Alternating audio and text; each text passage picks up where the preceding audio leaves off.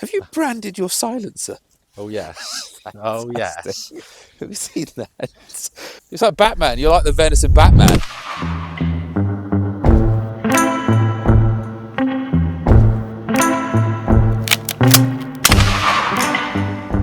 In the Curtis Pitts Wikipedia page, which we've got to write on our way back, it starts by saying that the Pitts family is like the sort of Windsor of venison. So it goes back. Is it 3 generations that goes back? It's now, yeah, I'm third generation. So dad's dad, so Yeah. my grandpa. Yeah. We started. Well, he's been stalking he's 87 now, and he shot his first deer when he was 12. So, and I still manage some of the same land that he used to manage. Amazing. So yeah, we've carried it all on, and just dad started stalking, and then I started stalking, and There you are. thought, sod it, let's do something with it rather than just give it to the game dealer. I had two questions. What is the domino chain if we eat more venison, and what's the domino chain if we don't? The UK as a whole at the moment has definitely got a massive population density problem.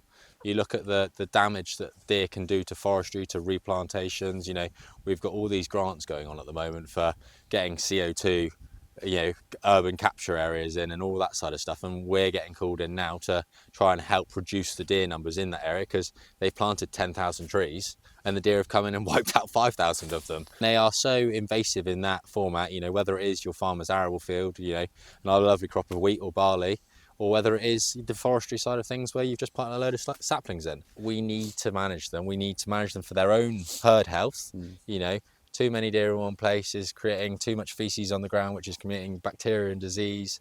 You're getting inbreeding again, which causes a knock-on effect. So it's like what sounds like a paradox, but by killing them, you actually end up sustaining the population that way.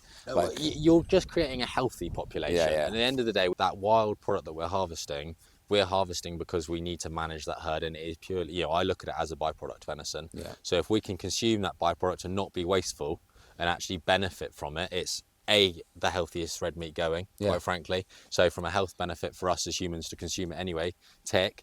B, we're helping the population, and C, we're helping the ecosystem and habitat that's come from. Well, D, if anything, you've also mitigating the need for food to be produced. I think it's probably one of the few examples where you can genuinely deliver sustainability. We have this in fishing with spider crab. Spider crab are one of those invasive species that don't just fill up all the pots, but they destroy all of the marine environment around them. So they'll nibble everything. Yeah. So you therefore don't enable the sort of foundational biomass on the seabeds to be able to enable all the other species to come. So for us, that's why we don't take any brown crab, because the brown crab stocks are not in a great position and lobsters start to decline.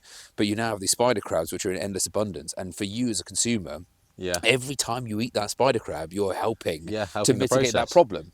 Is there any reason why anyone would have would argue to not eat venison? I haven't got one personally. That's not a massive shock, though. There's loads of opinions with shooting and hunting and stalking as a whole anyway. Is there a negative to halving venison? Well, we've not got to put it in a slaughterhouse and stress it out and scare it. We can keep it out in its environment and harvest it from the wild, which is, I think, a plus personally. Can we create a really high quality, consistent product from doing that? Yes, we can. Wild deer have lived where they want to live. They've eaten what they want to eat. So very little intervention into their natural day-to-day life when harvesting the carcass. The difference of being able to have a wild animal where its fat, its kidney fat, is determined by a whole tapestry of different feed. That's why we find that why you can't get wild salmon anymore.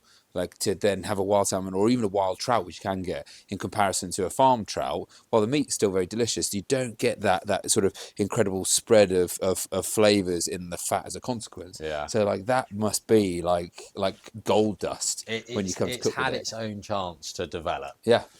With no persuasion or influence. It has developed its own fat reserves as it's chosen to eat what it wants to eat and forage where it wants to forage. So it's just naturally built that up rather than it's being, farmed. Is the easiest way to put it. Farm animals have got their set routines, their set diets. This girl here has eaten and chosen what she's wanted throughout her life. So it does get reflected in her flavour profiles when you consume different elements of that carcass, and I think that's only a benefit. So pure. There's a Greg sausage roll in there. I think that's what she went for when she was running through the village.